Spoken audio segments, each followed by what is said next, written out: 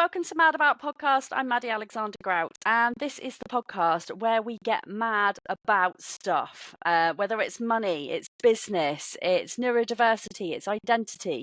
We talk about all of these amazing things in depth so that people can feel like they can show up in the real world and be their authentic selves, make more money, and smash their business. I am joined today by the wonderful Logan Blackburn-Issitt, and he is a trans dad of 6, and he runs a business called Dad's Business. And I'm really excited about delving into what he actually does and what this is. So, Logan, it is an absolute pleasure to have you with me today, wearing your amazing shirt, which I am super jealous of. I mean, the lips on the collar just make me want to give you a big smooch. But I love it. It's really good. And so, Logan, in your own words, tell us a little bit about you. Thank you for having me on You're the so show, welcome. Maddie. Really, really pleased to be here. Okay, so the intro pretty much sums it up. I am a transgender dad of 6, and that encompasses pretty much 90% of my life. I spend the other 10% gardening, smashing out the guitar, and walking the dog. But I work from home. I'm building an income from home that involves my income being second place to being present for my children. Not an easy task, but I'm getting there. I love that. So, I mean, I've got a few questions just based off the back of that. Firstly, what dog have you got? Okay, so we've got 2 dogs. One is like a giant Pomeranian, Oh, wow. and he's got the mind of a handbag dog, but he's the size of sort of a retriever, so he's a bit of a pain. And we've got a puppy. She's 9 months old, and her name's Poppy. She's a spaniel lab cross, and we're training her to be a support dog. My wife Amazing. and some of my kids are ASD, so yeah, she's going through her paces to do that. Amazing. And what type of music do you play on your guitar? Easy things. So not really into a particular genre. I like 1950s rockabilly, mostly because it's 3 chord strumming. My music is not for public consumption. Oh, It's not, but it makes me feel better. You know, it's good to sing things out. It's good to bash things out on an instrument, and yes, it's I'm getting better. I have a guitar teacher who, for his sins, comes around once a fortnight and listens to me. So yeah. well, I love that. Maybe in a year's time we'll get you back on and you can play me some tunes. I love that. Maybe. Music is a very big part of my journey, my life. Everything that I do is kind of musical related in some way, shape, Nice. or form. So, like, yeah, music is the key to my heart for sure. And rockabilly is amazing. Of course. Definitely for dancing as well. Mm. I love that. So 6 kids. Mhm. Oh, I mean, I can barely cope with the 2 that I've got. So, I mean, hats off. That's Get insane. that a lot. Yeah. Tell me about that journey. How old are all of they? All of them, Okay. even. So, our eldest is 13, and then we've got 10-year-old boy, an 8-year-old girl, 7-year-old girl, and twin 3-year-old boys. Oh, So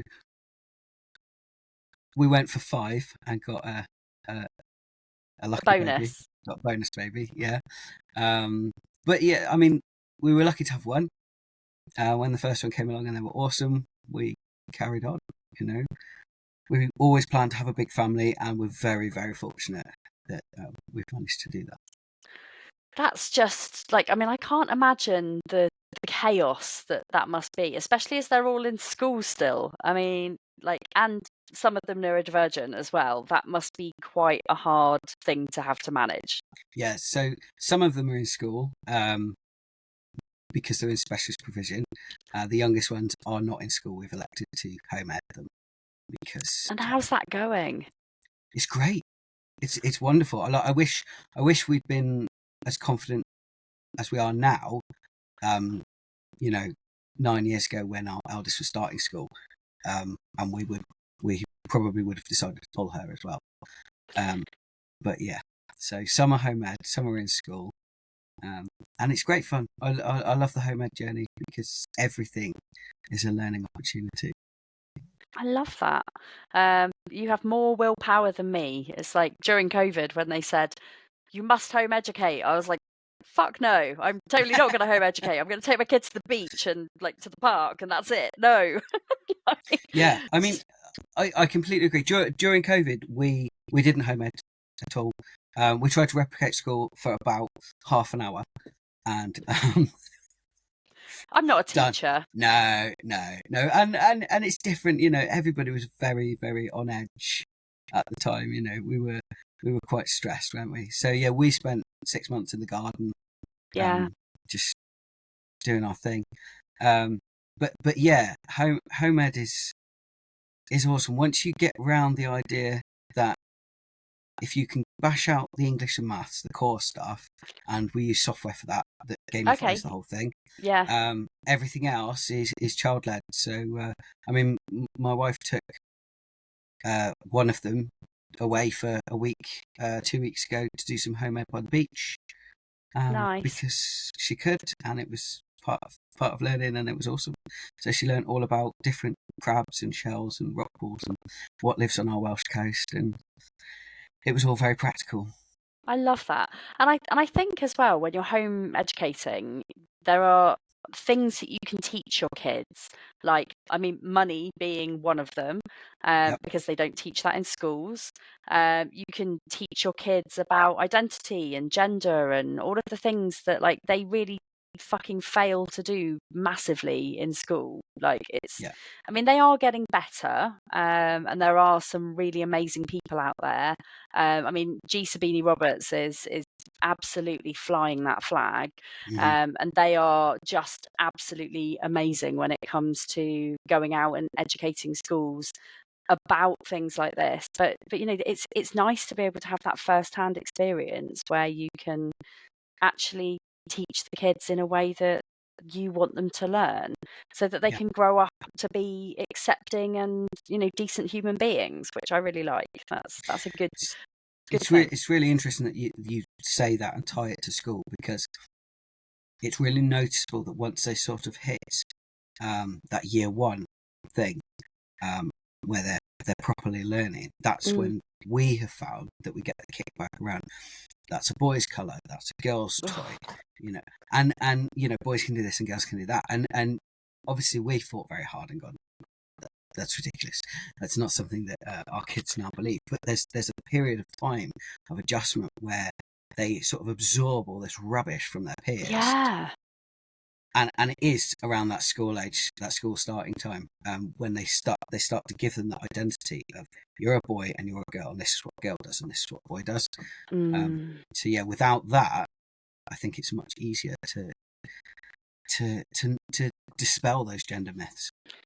It's difficult, isn't it? Like, I mean, so I say my currently daughter, I'm not entirely sure she will always be a daughter. She's 6 and like from the age of 18 months, and yes, she could talk by the age of 18 Mm-hmm. months. Like people find that really hard to believe, but you know, at 18 months old, we were at home with COVID. Not all of us had COVID, but during COVID, Yeah. and we, you know, we talk to her like a human rather than like hello, you know, that baby talk that people do, which really pisses me off. So Yeah. we talked to her like an adult, and therefore she learnt to talk, and she had a really wide vocabulary by the age of like 16 months, I'd say. And she said to me, "Mummy, I want to be a boy." And I said, "Okay, darling, why do you want to be a boy?" And she said, "Well, I don't like girls' clothes. I don't Mm-hmm. like pink." And it's like, well, pink doesn't have to be for a girl. You know, Ben's got a pink football kit, which he really likes, and you know, Daddy's got a pink shirt, and you know, they are, you know, colours are not linked to whether you're a boy or you're a girl. And she was like, "But I still don't want to wear pink." I said, "Okay, cool. You don't have to like the colour. It's all good." And you know, since then she's worn just boy clothes. We finally got her in girl pants because we were getting to the point where she was like, "These don't feel right," and it's like, because you don't have a willy. Yes. But you know, we've always just supported her in like being who she wants to be, and Mm-hmm. you know, I think, and that kind of brings me on to kind of like the trans journey of like, when you know, right? Absolutely. I mean, I'll talk to you about that in a second, but Mm, it feels to me like there's this incredible wave of children growing up this generation who are children of either trans parents or mm, nieces and nephews, yeah. and they've got trans grandparents, or they've got very accepting parents Mm, who aren't being put into these gender boxes, and it means that when they come of age, and they could start voting and influencing policy and things like that, or workplace dynamics, or what happens mm, in the school, in the classroom, there's going to be another shift in culture, in a way that we haven't seen before. And I think that's really exciting. I can't yeah. wait.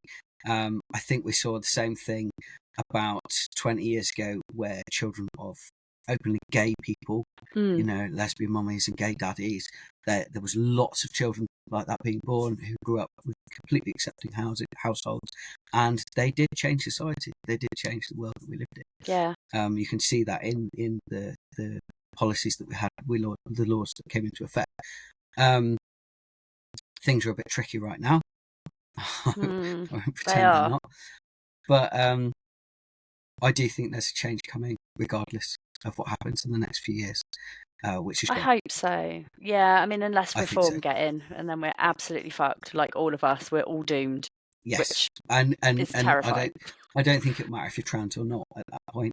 No, We're I we're, don't we're, think it we're all will. I going to mean, have big problems. Yeah. they're coming for disabled people. Yes. The whole diversity and inclusion piece is just Yeah. like You can hear them insane. jackboots marching. Yeah. Yeah, Um. it's like Hitler's come back and taken Mhm. over, and it's scary stuff. It is. For the first time since I was about 13, and I really understood what happened in Nazi Germany, I Mm, can understand how it happened, how yeah, ordinary people could see what was coming, because you study it and go, why didn't anybody stop it? Why didn't anybody say yeah, anything? And absolutely, people would have, and been arrested, and cast out, and all that stuff. So yeah, I can see how that happened. But you asked me about the trans thing, so yeah, I think gender is a very personal journey. For me, absolutely. I absolutely knew. I can remember being 6 or 7, and I didn't feel wrong in my body. I just knew when I grew up I was going to be a man. Yeah, It was that clear to me. I'm the eldest of 3. I've got a younger brother and a younger sister, and our parents didn't enforce gender roles on us. So we all learnt nice. housework, we all learnt cooking. We could all dig in the garden. We could all play with cars. Like they're just. I think my mum, being the only girl in a house full of boys, who then had to do all the domestic chores, she was very adamant that she wasn't going to pass that on. So that was really helpful. Um, so it meant that outside of my school uniform, there was no requirement for me to wear a dress or a skirt, or to Yeah. look any particular way.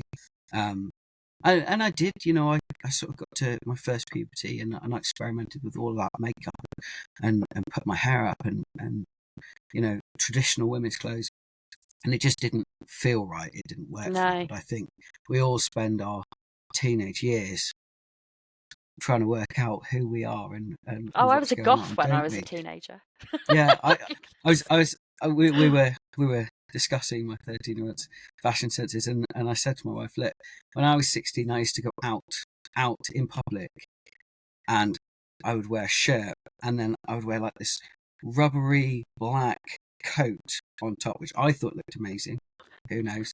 And a bowler hat, and Nice. probably a full face of makeup, and I thought that was great. And I'm glad that social media didn't exist. There are probably no pictures of that exist anywhere on the planet, I kind but of want to see those pictures though. it's an important part of that exploration of which bit fits, and I think it's really hard for the young teenagers today to have every move they make recorded for all time. It's terrifying, isn't it? Like, and I think, Yeah. as a as a child, well, as a teenager who was really badly bullied, like I can't even imagine how much worse that would have been had social media been around. Like Yeah. it has so many dangers, and I say that as somebody who does social media for a living.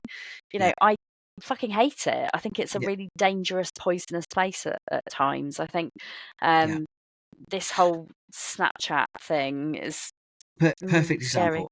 I did the last video on my TikTok channel is a shout out to my American followers. They're doing a Stonewall reenactment, and it was an invitation for people to go and join the reenactment, and it's just a fun thing. Dressed like it's 1969, Yeah. turn up at this time, and the comments that I got were vile, and it was such a shame because it wasn't about me being trans or No. about anybody else's identity. This is about a historical thing that was happening that I wish I could go to, but it's too far and too expensive to go. And there was just no need.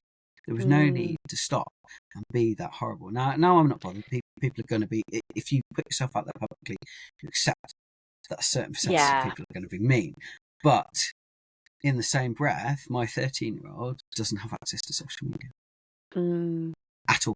They have no social media accounts because I can't protect them from the nastiness, and they have enough trouble with dealing with personal interactions than going on to hidden things on social media.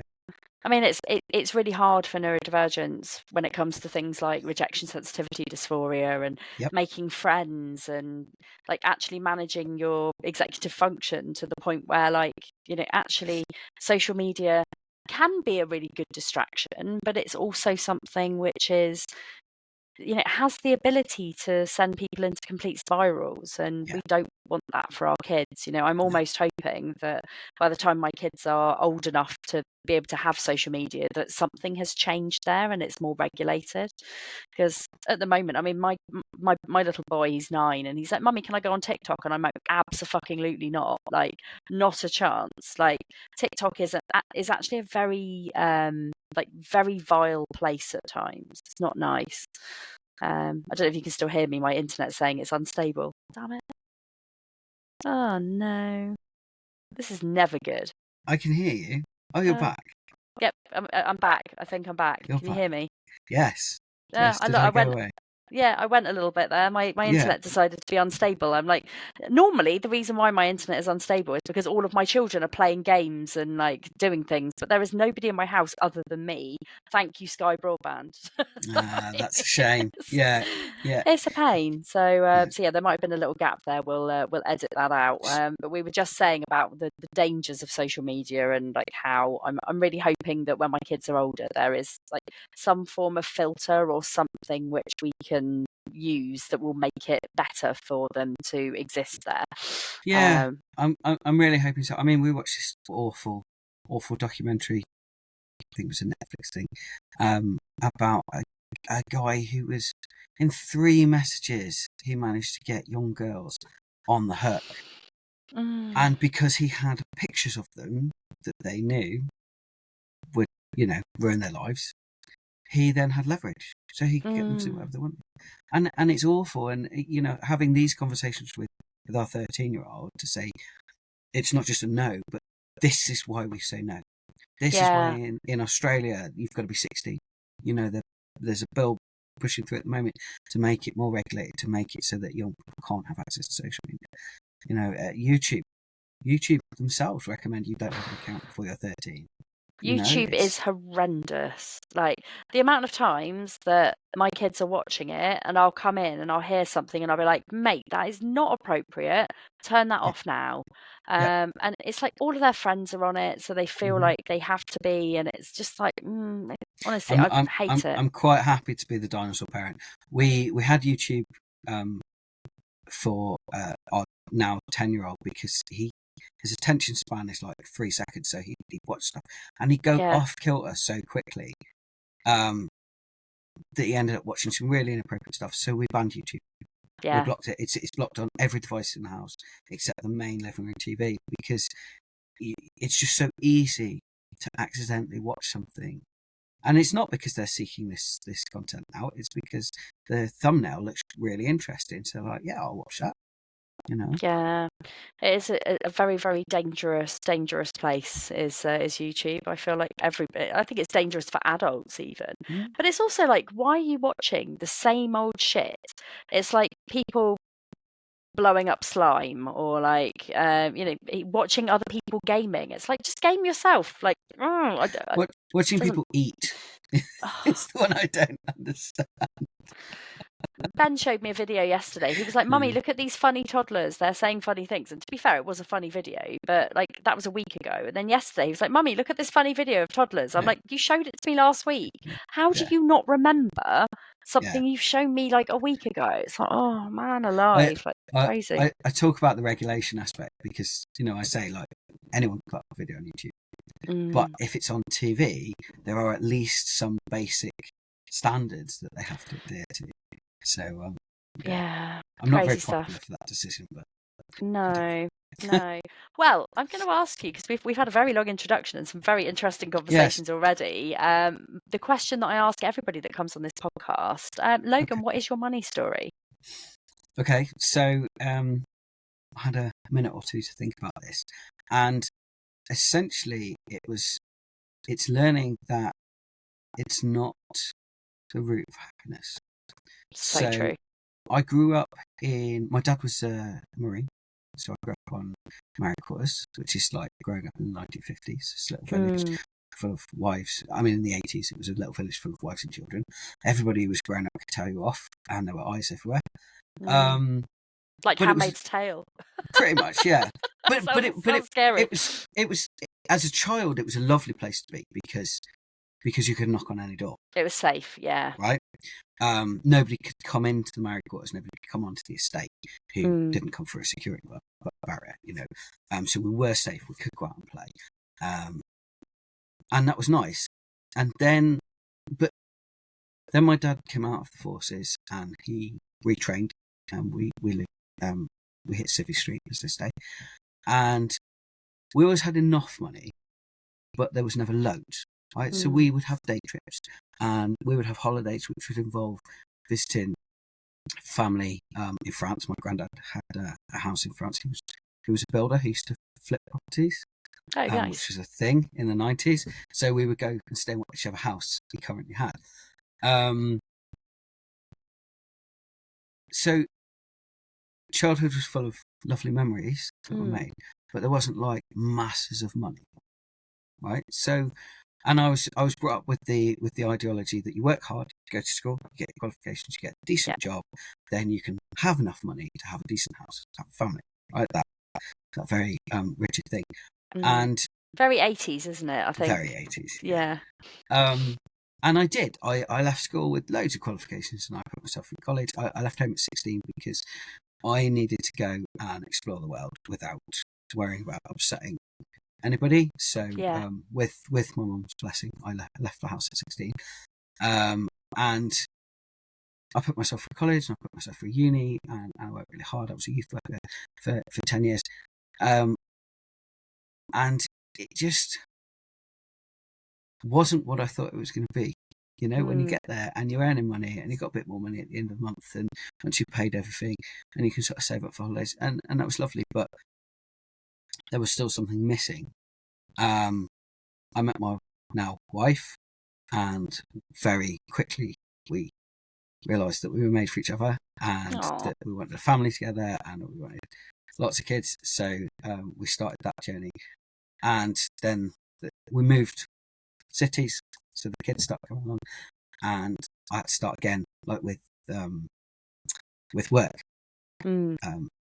because as she was pregnant with our first child, that's when I started to transition. Yeah. So I was 28 when I started to transition. That's quite late, considering you knew early on. It is, yeah. I spent a long time feeling safe in the lesbian world, and feeling unsupported to transition. Okay. Out of that, no one really talks about that, do they? No, they don't. I'll come back to that. Yeah. So I started again, and I ended up with this great job when we had 2 little kids, and I was making bags of money, like loads of money. But I was working 70 hours a week. Mm. I was commuting an hour each way. I was gone before the kids woke up, and I was back after bedtime, and then I saw them on a Sunday.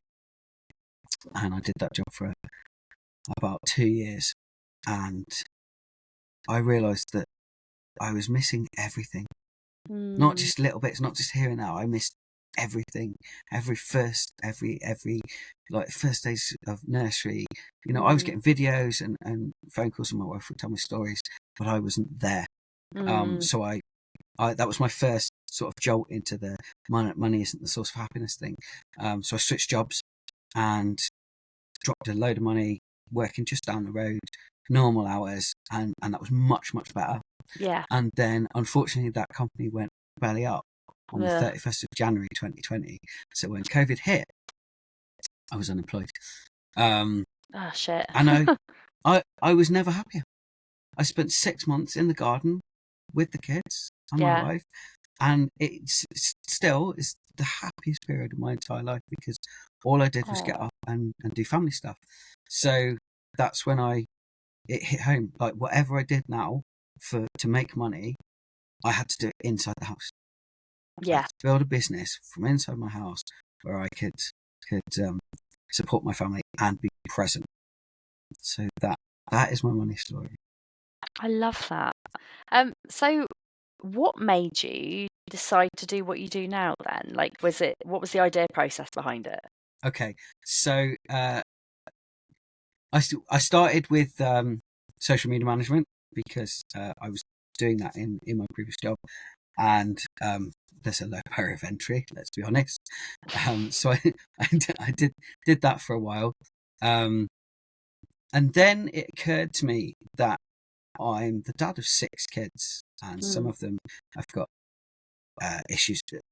Some are neurodivergent, some have got some health issues, and actually, I know a great deal about being a dad, and this is information that somebody might find helpful or useful. So I started a TikTok channel called That Business, and it's not me going, this is how you should parent. It's me Yeah. saying, look, this is what I did in this situation, or this is what I'm doing today, and it's just me sort of chatting along, sometimes saying funny things about what kids did, sometimes something really political, because it's my channel and I can say what I want. Absolutely. Absolutely, and it's growing, and I'm about to release a book, Ooh. which I'd like to talk about, if that's okay. Absolutely. Okay, so the book is called The Brilliant Dad's Encyclopedia of Fun, Ooh. and it's a collection of things to do with your kids that require little or no prep.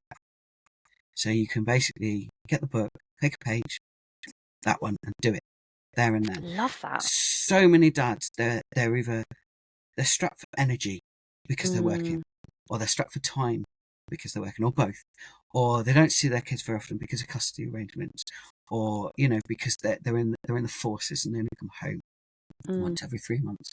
So I wanted to build something that meant that they could go, okay, kids, take a look, which one do you want to do? And the book is almost out. It might be out by the time this airs. Exciting. And yeah, that is my contribution, and I think that's where we're going. Yeah. That sounds really good. I mean, like, I'm the first person to wake up on a Saturday and just be like, oh, what am I doing with you today? Like, and Right. I mean, it's often very child-led, I must admit, because like my imagination, I mean, last weekend we went to the beach, but we went to a beach that we'd never been to, a beach that had a train. So basically you paid to go on the train and it takes you down to the beach. And that was lovely. And, they were building dens and making rock pools and paddling, and they found a dog that they absolutely loved and they played with him for about an hour. And the owner was like, seriously, take him. And I was like, no, don't say that, because we will end up going home with another dog. But it was nice, and we did something different, because if I left it to my kids, they'd be like, so soft play. I'd rather like stick pins in my eyes and chop off both of my arms than go to soft play. I just hate it. It's just the worst place. And they've just opened a new one near me as well, and it's like 4 times the size of a regular soft play. I'm like, that means it's going to be 4 times as noisy, 4 times as expensive, and 4 times more chance that my children will get lost, which I don't mind. But I think having something that is just a really quick guide of things that you can do with your children is really, really good, especially on a budget as well. Yeah. Well, I mean, you know, Pinterest is great, but unless you've got a mortgage and you can nip off to Hobbycraft for half a day, it can be really hard to keep up. I mean, there's a couple of bits that I've added into the book to say, look, just being there is enough. Yeah. You know, doesn't matter if you make something and it's crap, or you sing a nursery rhyme and you don't remember the words. Like, your kids aren't going to remember that bit. They're going to remember that you tried and that you sang and that you were there. And I don't think that there's enough of that in society for dads to say. I think there's a lot for mums to say, look, you know, if you're a mum, you're doing your best, and a lot of people will say that. But for dads, it's like, you must be earning money, right? You must again, it's that gender stereotype, isn't it? Absolutely. You must also connect with your children whilst earning money and providing. And if you've got a split family, you must also make sure that your children don't feel like this or like that. It's like, there is a lot of pressure. Oh, and by the way, while you're doing all this, don't show any emotions, don't cry, and don't feel bad. So I just wanted to put a little drop in the ocean to say, look, you're doing a great job. If you care and you're trying and you're doing your best, then you're a good dad. Absolutely. Like, I mean, so we've got because of the fact that I've got multiple disabilities, like my husband is more of the female role model in the house. You know, he does all the cooking, he does all the cleaning. I mean, I have very much landed on my feet, and no, nobody can have him because he is mine. But you know, he's amazing. He is so good. Like, he does everything. Like, he doesn't take the kids out as much as he would like to because he's running the house. But you know, I will take them out. Like, he'll take them out. We'll take it in turns, and you know, we often do family things together. And you know, we'll go to the theme park or the forest or wherever. But I mean, I am very, very lucky that he is so involved, and because I work away a lot, he does. You know, there are times where he's the sole parent, and you know, he just cracks on with it. But I can imagine that this book is not just going to be good for dads; it will be good for mums as well. I aimed it at dads because it's written from my perspective and my experience. Absolutely, yeah. But it'd be useful for anybody who looks after kids.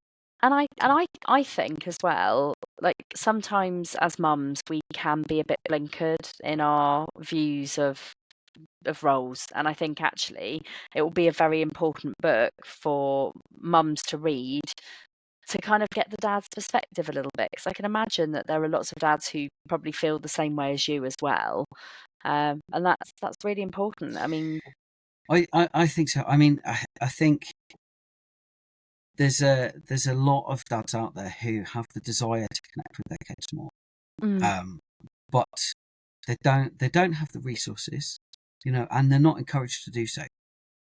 They're not, you know, the children are the mother's domain, and that's still very socially acceptable.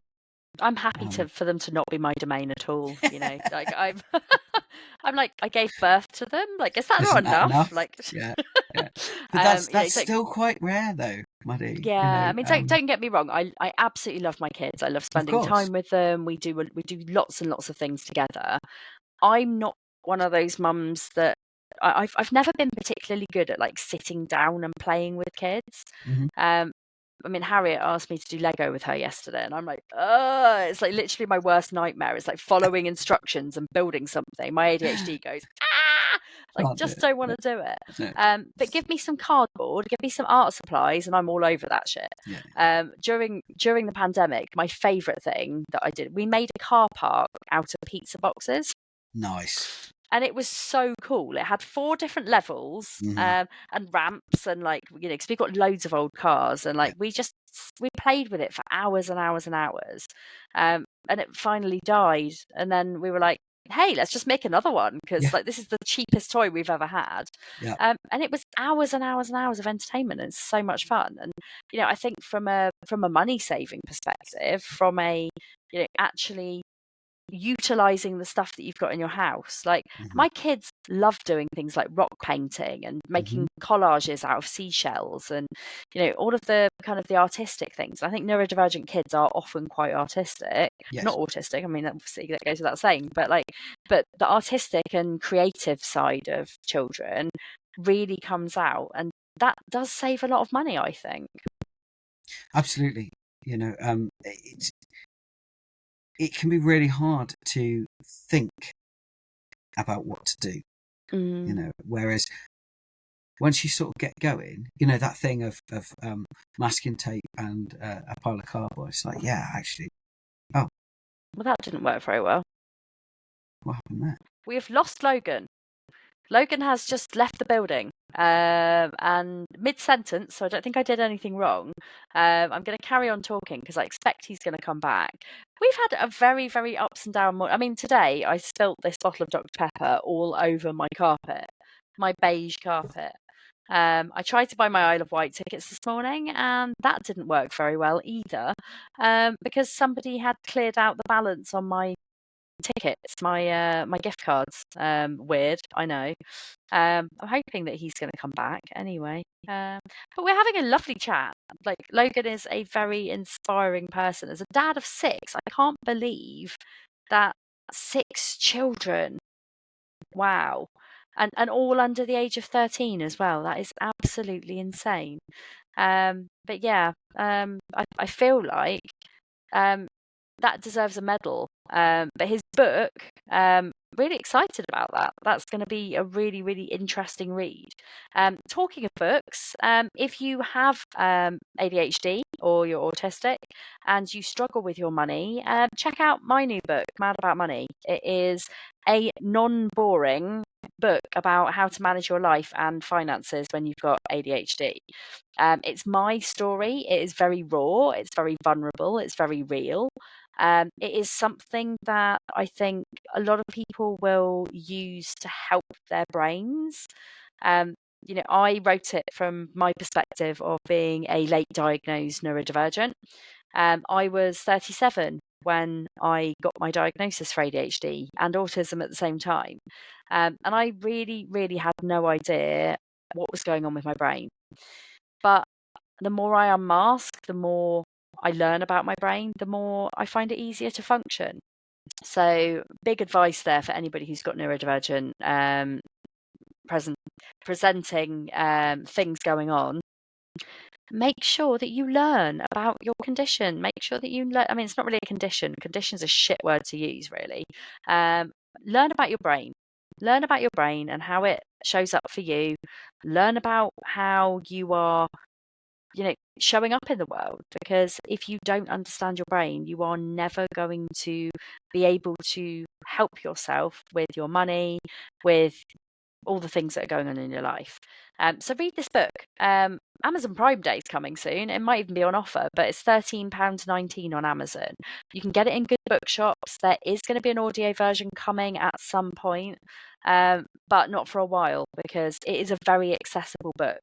It is a book that is all about it's all about accessibility, so it is of course really easy to read. It has pictures in it that you can colour in, and Logan is back with us. Yay! No idea what happened there. No, I just got booted. How rude. This platform is not enjoying us today, is it? But it's good. I filled some time. So I was talking about your book and how exciting it is that it's coming. And I thought it was a good opportunity to plug mine as well while we were Wonderful. there. So Yeah, I just talked to myself. But it's nice to have you back. I'm back. I'm here. Where were we? Oh, I don't know. We were talking about your book, weren't we? So so when's it coming out? Okay, so that all depends on my back end workings and my website. I've uploaded it. It's being printed as we speak. First copy. Exciting. To come out to me once I see that and it looks how I think it should look. I will roll it out publicly. But the thing about building a business around the needs of 6 small people is I work when there is an opportunity. I Absolutely, yeah. don't have regular Yeah. set times. So sometimes that means I'm working at 9 o'clock at night. Sometimes that means I'm working at 10 o'clock in the morning. But by the end of next week, it should be out, and I should be able to get it out on Amazon as well. So Exciting stuff. yeah, So, I mean, we are coming to the end of the show. I mean, we have missed 3 minutes of you, which is very sad. Very sad. But it has been lovely to talk to you and really Likewise. nice to get to know you a bit better. Where can people follow you? Okay, so I'd love it if you come and join me on TikTok. If you look up Dad Business. If not, then just come and grab me on Facebook. I am Logan Blackburn-Issitt, and you can follow me there. Amazing. And I was just talking about how inspiring you are, having 6 children and running a business and writing a book. Because I mean, having written my own book, knowing how much time and energy goes into it, hats off to you. And when it's out, let me know, because I've got a massive parenting forum which has got like 8,000 people in it that Wonderful. I feel like, you know, I can promote you to. Thank you. Always happy to help. So it's been an absolute pleasure having you on. Thank you so much for giving me your time today. If anybody is listening to this who hasn't downloaded my app yet, you can head to my Stan store on any of my social media platforms. It is called Mad About. We have changed the name in line with the podcast, in line with everything else. So I can be mad about everything, because my name is Maddy. I am mad, crazy mad. But also I'm mad as in like, fuck you government for like not supporting us. I'm mad at society. I am mad at everything. So yeah, mad about money, mad about business, mad about life. There are 3 different channels in the app. So it's not just about money anymore. It's about money, business and life. And it's about helping you when you are neurodivergent to get support, make friends, and actually just learn about your brain. So come and download it. It's completely free. You can upgrade as well if you want to join Invisible to Influential, which is my business membership. It's £20 a month. We only open the doors for a week at a time, so you have to join the waiting list if it's not open. But basically that gives you access to me and my coaching and my training and body doubling and all sorts of cool fun things. So come and check it out. We would love to have you. And go and buy my book, Mad About Money. If you haven't hit the subscribe button on this podcast yet, please do. Leave us a review.